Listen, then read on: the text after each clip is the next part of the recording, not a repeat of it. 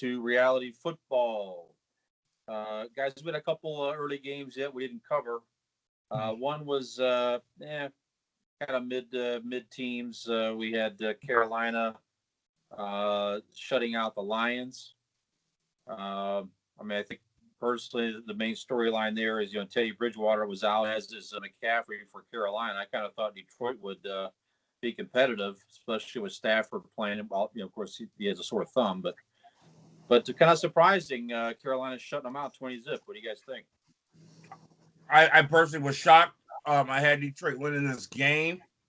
To lose is one thing, but to not even score, I don't even know where to think of that. Carolina does have a pretty decent defense, but to shut them out is somebody in Detroit needs to be fired. They just cannot get it together there. But I got to, take my hat off to PJ Walker. He came in through for over 250 yards and a touchdown. Did not turn the ball over. Great job on it for Teddy B. Yeah, he was a good game manager today. Best way to describe that one. All right, the next game, which some people may say it's an upset. I called it. I don't know if it's an upset or not, but Tennessee put it to Baltimore today. Yeah. Well, we did. A few weeks ago, we started watching the Ravens fall apart a little bit. And I thought they would bounce back today over a Tennessee team that was starting to look a little mediocre. But, man, that Derrick Henry, don't ever count him out. Man-child, that's what I keep calling him. Yeah, me too. He's another one like Chubb. We talked about that earlier. He's just capable to break open a run at any point. So he won the game in overtime for Tennessee. He had a 30-some yard touchdown run. And if you saw the highlight, a nice strong run, outran some people. Derrick Henry in the mix. You can't. It still makes Tennessee a dangerous team this year in the playoffs. And yeah, this is what I was talking about when I did my Steelers rant last year. That's what Pittsburgh needs right there, because when you got that, you can never count a team out, like you said, man. Another game where he runs for 100 yards plus and they win. 28 rushes on 133 yards. And up until, what was that, 2 weeks ago when he did that, or 3 weeks ago when he did it against Pittsburgh and they lost, we were surprised that Tennessee lost the game after scoring 100. But yeah, 133 yards and that, like, Fish winning 29-yard touchdown there in OT to. Yeah, he always has that big run, Skinner, or that big run that just breaks the whole game open, Yeah. Another game of note. What's going on in Beantown, New England? They cannot beat the Texans no matter how good or bad Texans are. I think they're 0-4 in the last 5 or 6 years against the Texans. How is that? This is killing Belichick to see this happening and to see Brady having so much success. It's killing him. It's the competitor in him. You can call it petty, but it's the competitor in him. And I don't see him being there next year. Why? There's nothing there for you. But this is, I'm really happy about it. I'm so sick of Patriots fans. I don't know what to do. So I'm really happy. So you say you don't think he's going to be there next year. Where will he be? Oh, Jacksonville.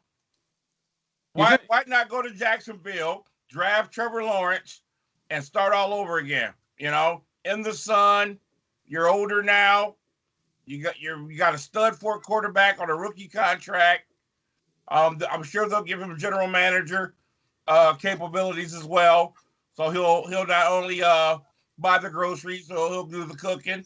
So why freeze to death when you just won 6 Super Bowls in a place and you had the greatest of all time possibly doing it, and he's gone?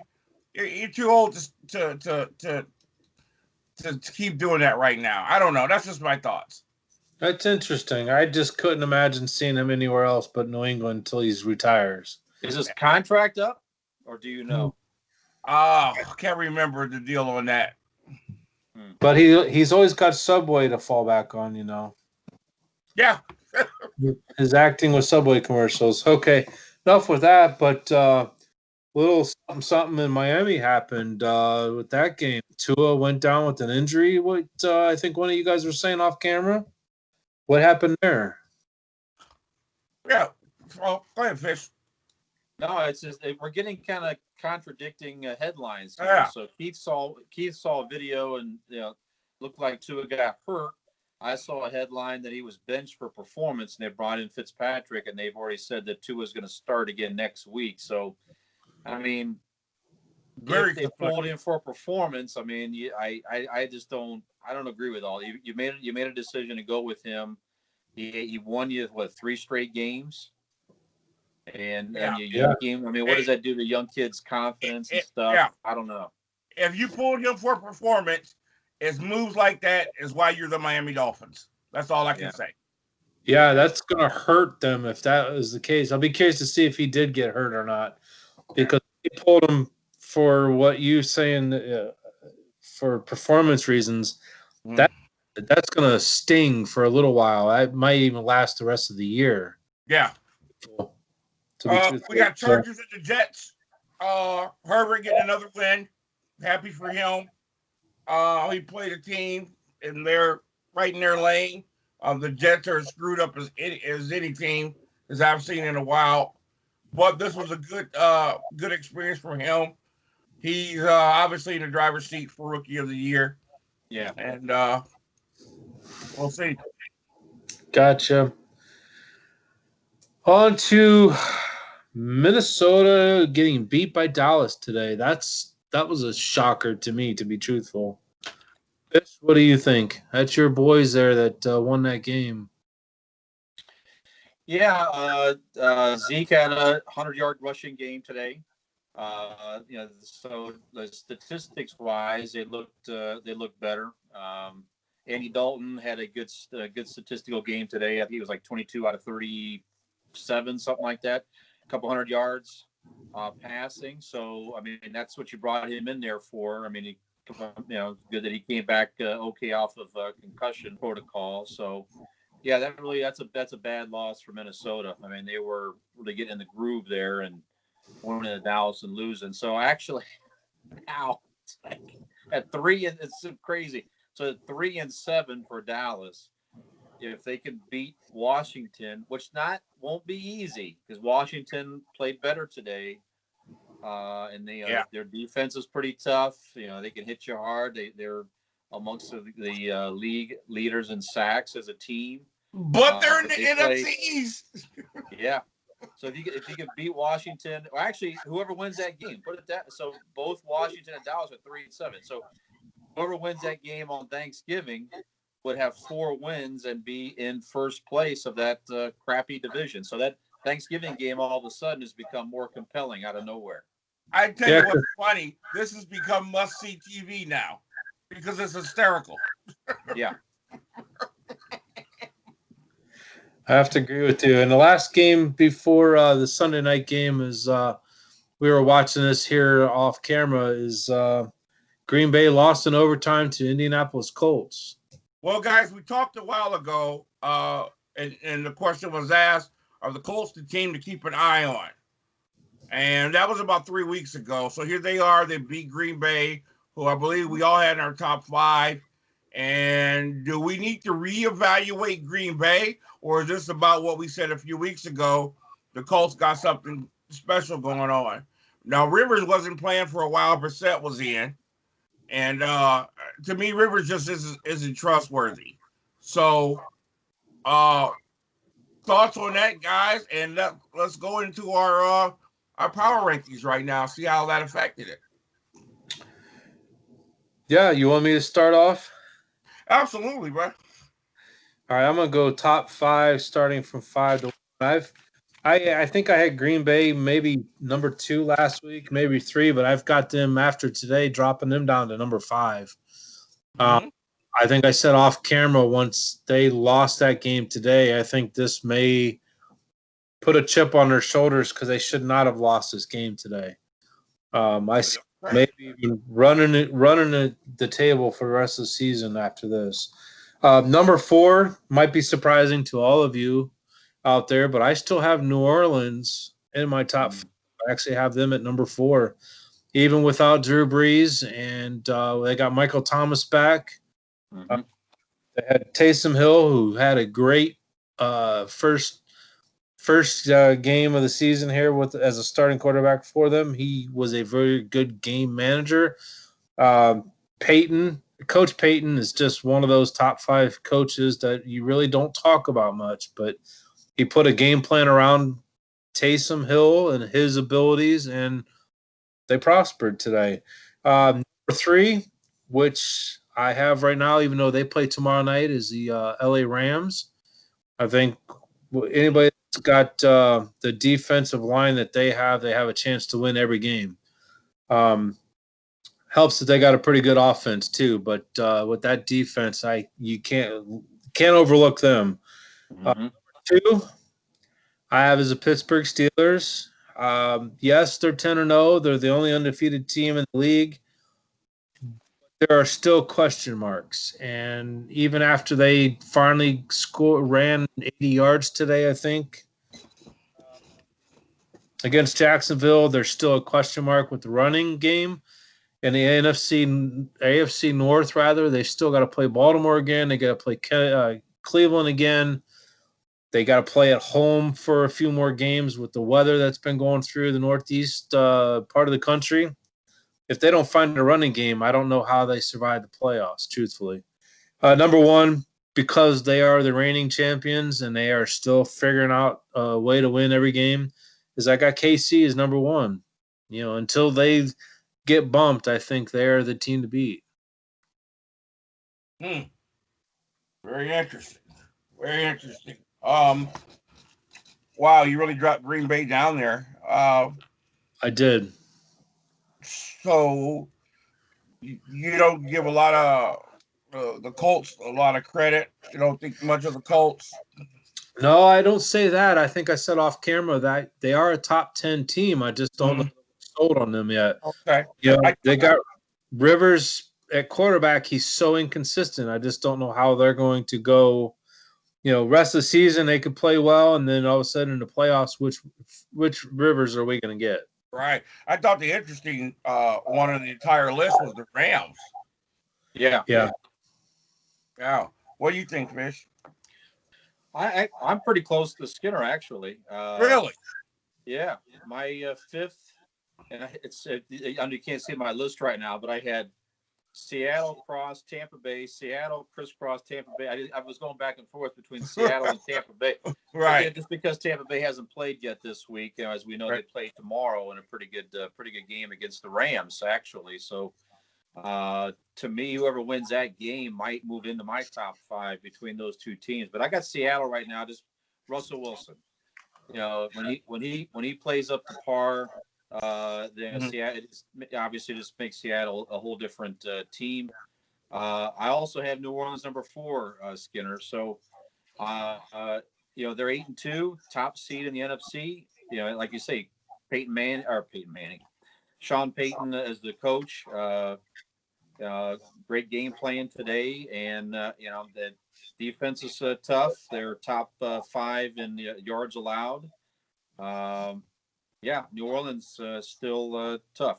I put Tennessee with their win today, number 3 for me. Okay. Derrick Henry, again, all the stuff we talked about earlier. I mean, Ryan Tannehill is not losing games for them. He had a great game again today, and 1 interception, but still good stats and touchdown pass today. Continues to show that he was just in a screwed up system, it looks like, down in Miami, and he's a good talent there. So between him and Henry, Tennessee's a scary team, as we said earlier. And then our top 2 matchup as well. I got Pittsburgh number 2 at 10-0. Again, continuing to do what they're supposed to do, beat teams they're supposed to beat. They haven't had that slip up just yet. As Keith said earlier, I mean, almost lost it to Dallas, but they hung on and, came back and won that game. And then Kansas City, still the champs until they get beat. They're still looking good. And Mahomes. I mean, it's hard to bet against them as well. So we matched up on 3 of the 5 in the same position, Skinner. Keith, what do you got? Okay. Interesting. You guys made some interesting points with your list. I really did a lot of scratching too, going back and forth, because I had to reevaluate some things. And at number 5, I got the Seattle Seahawks. Even though with that loss, they were looking the part again, and they did play a really, really good up-and-coming Arizona team. And if it were not for a Hail Mary, which, could go, I don't know what the percentages is on that, but it could go either way. I still see them as, on the right day playing their best football, a hard team to match up with. There is no answer for Metcalf, and they're top team. I could have put Tampa Bay in there. That was really where I had issues. Neither of you guys had Tampa Bay at all. Tomorrow's going to tell me a lot about Tampa Bay. And like I said, Skinner had the Rams, which I thought was really, really interesting. So I think tomorrow's going to tell us a lot about both of those teams. Yeah. They might be a top 5 team that I could take Seattle out and put them in. But as of right now, Seattle holds that spot. Then I have the Packers. They lost to the Colts. I think the Colts have a really, really good football team. I just don't like Phillip Rivers. But I do have a lot of respect for the Colts football team. It just happens, man. I mean, it just happens. I still think the Packers are a dangerous football team. They're well balanced, running the ball, throwing the ball, and they're scary. So now I have the New Saints. The Saints would have not been in my top 5 when I heard about Drew Brees going out until I saw him today. And if you can do play calling like that, play to the strengths of Taysom Hill, not to mention, even if Jameis Winston came in, Jameis Winston can't sling it, guys. So they're still trending upward. The Saints are getting healthier. Of course, they just happen to do Breeze, but they're getting healthier in other parts of the team. They're very dangerous. So I got them there. Now, here's where I made the most interesting switch of all. I have KC at number 2, and I have Pittsburgh at number 1 finally. You guys know how I was off on Pittsburgh last week. But right now, as long as I see you putting away the teams that you need to put away, I feel very strong about this team, because we know how they play when they play really good teams. Now, they can beat anybody on any given day. But when you see them slug it out with really, really bad teams, that's when you don't have a lot of confidence in them. But when I see them put away these type of teams, I'm starting to feel really strong about my Pittsburgh Steelers. And 10-0 is 10-0, so I have them at number 1. Mm-hmm. Okay. You can't argue with either 1 or 2 from all of our picks. We all have Right. Pittsburgh on our top 2. So great logic on all of them. Yeah. Yeah. And it's interesting. Maybe next week we'll do our top 5, but I would like to see what your guys' 6 through 10 is. Yeah, that's a great idea, Skinner. So let's save that for next week. We'll do our top 5. But fellas, put a 6 through 10 together, and let's talk about those and see how we compare with our 6 through 10, because those, frankly, are the wild card teams. Yeah, that's going to be very interesting. And it'd be kind of interesting to see what the scope of the league is with the top 10 for playoffs. Hey, can we do this? Since there's an extra playoff spot, can we go top 12? Yeah, we can do that. So do 1 through 5 like we have been, and we'll do 6 through 12 is what we'll do then. Will you guys come up with your 6 through 12? So we'll have the top 12 teams that we think are in the league, and we'll go from there. All right. I got a presentation to do. Okay. First of all, Mr. Skinner, you owe me a wacky wager. Yes, sir. And Jerry Littlestat, I don't know where you're hiding, but I will find you. Yep. But I want to talk about a particular gentleman that goes by the name of Aaron Brown. Mr. Brown. Aaron Brown, Canton, Ohio. Father of my 3 favorite boys. my students, the founders of One Drum, One Sound. Mr. Brown had a wacky wager with me on the Steelers-Browns game. Yeah, how'd that go? I'm going to go ahead and tell you what it was. Mr. Brown was going to have to wear a Steelers jersey and get on one knee and sing Mammy by Al Jolson. Yeah. Mr. Now, Brown. why Mammy? Why have him sing Mammy? I just thought it was embarrassing. Yeah, that's pretty embarrassing. All right. That's all. So, okay. You know, Mr. Brown has no shame. No shame at all. And he told me last week that this would be the week he would pay his wager.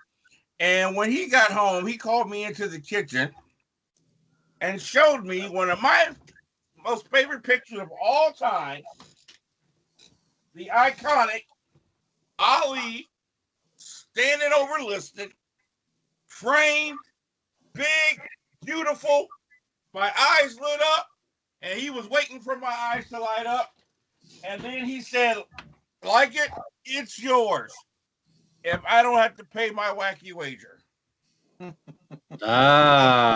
me tell you something, guys. Mama didn't raise no fools. I always take the money off the table. So I took the picture.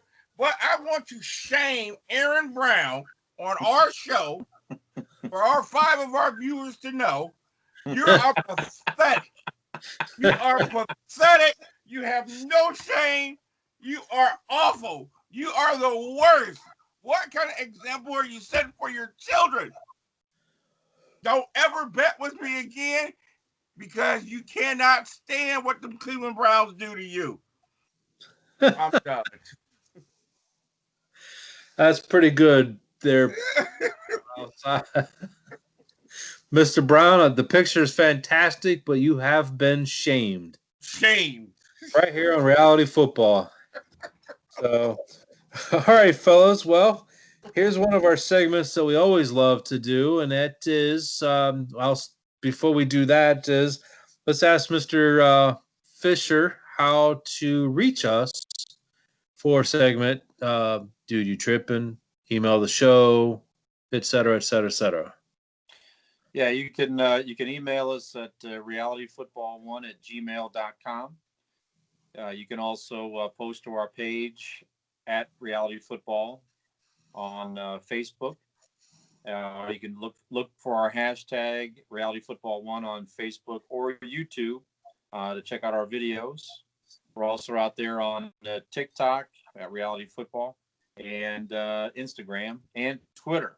So we're out there all kinds of places. But best way to reach us directly is email us or post to our Facebook page, and we'll pick up your comments right away.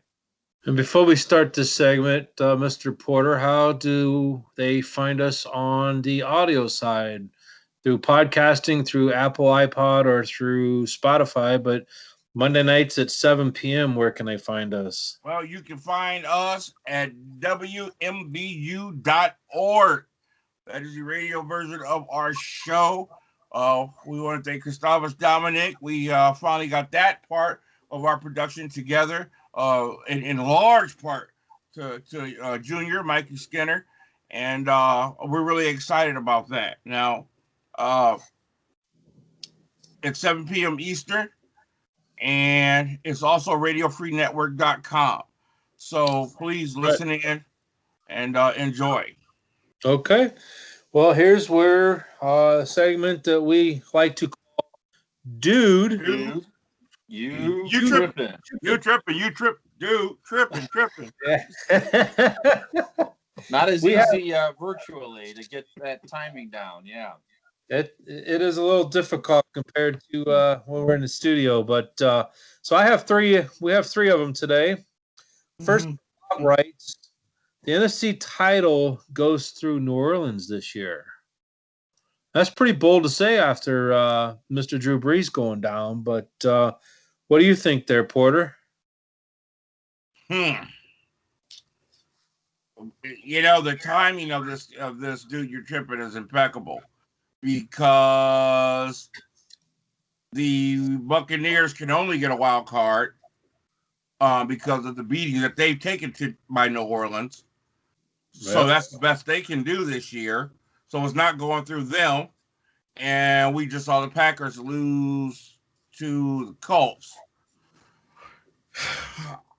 I really like what I saw today in New Orleans. I think when it comes to the backup quarterback position, they are better equipped than anybody right now. This is what we had hoped for Dallas when they got Andy Dalton. So I think the Saints are still in the driver's seat right now, and I'm going to agree with them. What about you, Fish? Well, if you pick through the Saints or the field at the moment, I got to take the field just because it's one game with the backup. Too many unknowns right now without Breeze. Although their defense could carry them through. So if Drew Brees was in there today, yes, I would say, but too many unknowns at the moment for me. Give them a couple more games. If they pick up a couple more wins without Breeze, and if they could sew up the division, then certainly. But at the moment, I got the feel. What do you think? Well, if regular season finished today, I would have to say yes, even with the backup, because if they've got Coach Payton there, that just like we talked about earlier, I think he's the top 5 coach in the league that nobody talked about. Well, let me throw this caveat out at you guys. This is their remaining games: Broncos, Falcons, Chiefs, Eagles, Vikings, Panthers. One winner amongst them. One winner amongst them at 500, and that's the Chiefs. Huh. So, yeah, they should win most of those games on paper, at least. Right. You would think even with backup quarterback play, they should win at least all of those, but maybe one. Right. Okay. Interesting. That was a good one from Bob. Hey, Sarah Jean, one of our female. Hey, Sarah. She writes, Miami wins division this year with Tua, which is kind of interesting after today's game. Oh, Sarah, you're tripping. Buffalo's for real. And, I expected Tua to come down. I didn't want him to come down with an injury. And it's either an injury or he got pulled. Either way, it's not good for Miami. And right now, Buffalo's just playing too good a football. So she's tripping. I have to agree with you on that. I think Buffalo is the cream of the crop in that division. They're a top 2 or top 3 AFC team. So yeah, I don't see Miami, even if Tua had a good game today, which come to find out his numbers don't reflect a good game, and if he got hurt, we had the conflicting stories earlier. So it's interesting that these two Duty Trip and say questions really have some insight even before the game's ended today. What do you think, Fish? Unanimous tripping. I think you guys said everything already. So yeah, I don't think Miami wins that division. Yep. Okay. We call that the tri-trip. The tri-trip. Yes. All right. And Joe writes, and this is funny because there's another one after today's game that just finished up. Joe writes and says, Aaron Rodgers has MVP wrapped up after 9 weeks. Now, obviously, game number 10 was today, but after 9 weeks, he's saying Aaron Rodgers is the MVP of the league. No. Dude, you're tripping. Especially after today. I'm going to throw a new name in an MVP race for you. Ben Roethlisberger. Yeah, that's not new. You said that last week. Well, I'm saying it this week.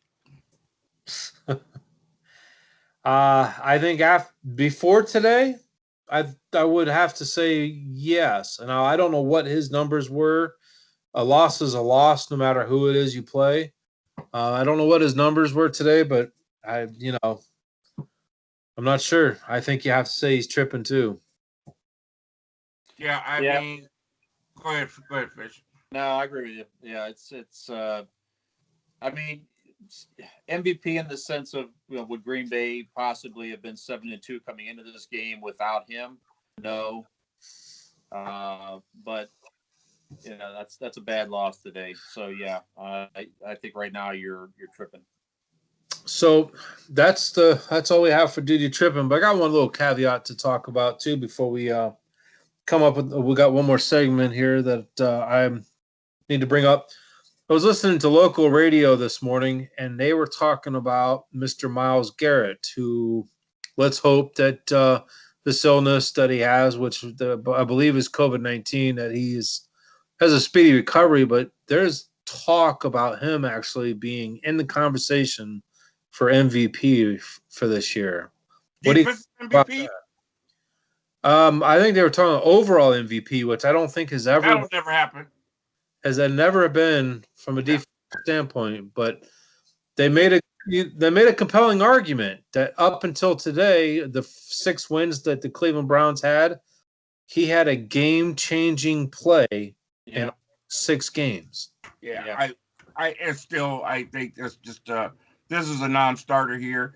He's having a great season, but he's not having the kind of season where you start thinking about possibly winning the overall MVP.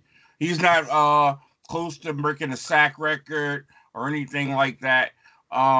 For a defensive player to win that, long shot. For anybody outside of a quarterback to win it, you're talking about a long shot.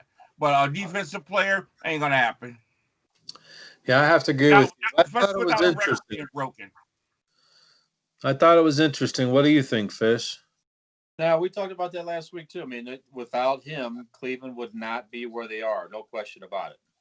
And you're right. If you don't pay attention, if you don't watch McCle, obviously they're local to us, so we get to see more of the games. So, he definitely, I agree. He's made some impactful plays that either held on to a win or turned things around for them. He does lead the league in sacks right now, 9.5 sacks, I think. But like he said, that's just it's almost too bad that it's just such an offensive minded right. But hey, listen, think about where he been. And we, last week was 1 year ago where he had the helmet incident. To go from that to suspension to the huge contract extension and to come back this season and make the plays that he's making and be a leader on that team. I mean, what a personal, terrific story for him. So I think he would pick all that versus an award. I would venture to guess. I mean, he didn't know if he was even going to be in the league at the end of the year last year, right? So huge positive story for Garrett and the Browns for sure. I happen to agree with you there. That's for sure. He has made a complete turnaround from what that a lot of people called a debacle last year. So, all right, fellas. Well, we're just about done with this week's show, but I would be remiss not to talk about some birthdays that we had this week. Oh, yeah, that's right. Juju Smith-Schuster turned 24 this week. I got on socks older than him. Russell Wilson turned 32. Kirk Hammett from the band Metallica turned 58. Can you believe that? What in the world is happening? Wow. Yeah. 58 years old. Yeah. Also this week, coach and castmate and friend of us, Coach Cooper, turned 50-something here on the 18th. 51. Happy birthday, Coop. Happy birthday, Diggity. Mr. Strahan, Michael Strahan, who's TV personality now, and Mr. Hall of Famer from the New York Giants, turned 49. Fish, here's one of your favorites, Mr. Troy Aikman, turned 54 this week. Wow. Mr. Wyatt Teller, young buck, Mr. Wyatt Teller from the Cleveland Browns, the guard, came back last week after being off a few weeks. He turned 26. And then yours truly, Mr. Keith Porter. Birthday on Saturday, the 21st. Happy birthday, brother. Thank you, brother. Appreciate that, man. And I'm glad you Pretty- got a shirt for it. You must have got a shirt there as a gift. That's nice to see. Were you guys on that call? That voicemail? Yeah, that we was- sang together. That was all three of us singing that for you. Why don't you tell the Yeah. audience what I a was little going to gist come of on that? with my shirt off. Yeah, never mind. Yeah, Keith, Yeah, I got a has shirt a Keith for has my a tendency, for whatever reason, to have shirtless pictures on his avatars on his pages, and so we sang "Happy Shirtless Birthday" to him, Keith, or Skinner, Coop, and I, on It's Saturday. like every time Fisher comes across a picture of me for something, I have a shirt off for some reason. So I was driving when I heard that. It was pretty funny. I appreciate it, fellas. Well, I was telling Marcy because I told her you guys both had birthdays this week. I said, "Did you know that all four of us, our birthdays are within 4 weeks of each other, which is pretty, Yeah. truthfully." That's Yeah, right. me and Fish are 3 days apart here next month. And that's something. And Cooper and I are 3 days. 3 days apart. So yeah, that's pretty cool. Funny. That's kind of hilarious. Well, fellas, Hey. we are. I do want to put out my lightsaber chopsticks. Yeah. So if anybody wants to order some Chinese food with me, I am looking for an excuse to use them. And they're pretty cool. They're pretty cool. They change all kind of colors. Saber chopsticks. Lights, yeah, I like them. they're pretty dope. Here's the Samuel L. Jackson. There you go. Yeah, the purple. Yep. Well, fellas, this is the end of week 11. We have 2 more games left that we'll try to talk about next week. Yeah, we're Thanksgiving going to hopefully get some wacky wagers paid here soon. I got Right. to hunt down a certain Jerry Little stat. And because we got some end time stuff coming up here where we need to make some more wacky wagers. We got another Cleveland Browns Steelers game coming. Right. And I hate to get Any into that. And there's other fans out there that yeah. have wacky wagers that they want to do? They have that option as well. realityfootball1@gmail.com. If you want to call somebody out on a wacky wager, let us know, and we'll try to get you on the air. Yeah. And I think we will have our first, hopefully, of many reality football theme songs here within the week. So keep your fingers crossed with that. That's pretty exciting. Yeah, it's very exciting. That doing better seems to be working for us, right? Well, fellas, have a great Thanksgiving. I know we'll see and talk to each other before then, but I want to publicly on the air wish you and your families a very happy and safe Thanksgiving holiday this week coming up. Lots of football to watch, and I'll be curious to see your guys' picks videos for the week. Yeah. Let's see what we come up with. Have a happy Thanksgiving to both of you, and to our friend Coop. I know he can't be here, but hopefully you watch us. Love you guys. Hope your families are safe, and look forward to getting back together with you. You too, brother. Same sentiments all the way around. Absolutely. Think about giving me some early sleep tonight. Let a little football watch me. All right, fellas. Well, for Rowdy Football, this is Skinner.